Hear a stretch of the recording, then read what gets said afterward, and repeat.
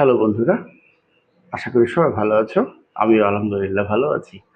আমরা গত ক্লাসে আলোচনা করছিলাম সুইটেবল ওয়ার্ড ইন্টারমিডিয়েটের, সেটা ছিল লেট অ্যালোন।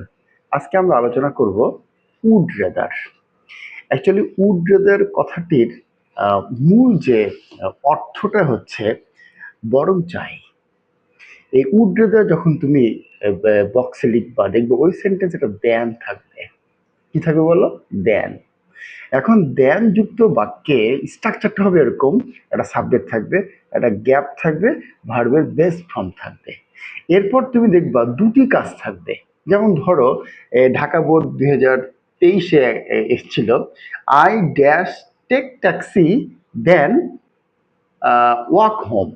তা দেখো, টেক ট্যাক্সি একটা কাজ, আর ওয়াক হোম একটা কাজ, হাঁটা একটা কাজ, আর ট্যাক্সি নেওয়া একটা কাজ। তাহলে উত্তরটা হচ্ছে এরকম: I would rather take taxi then walk home. তাহলে আমরা যেটা বুঝতে পারলাম যে এই উড রেদারের ক্ষেত্রে আমরা দেন থাকবে একটা, এবং দুটি কাজ থাকবে, আর স্ট্রাকচারটা হচ্ছে একটা সাবজেক্ট, একটা গ্যাপ, ভার্বের বেস ফর্ম। আশা করি সবাই আমরা বুঝতে পেরেছি। আসসালামু আলাইকুম।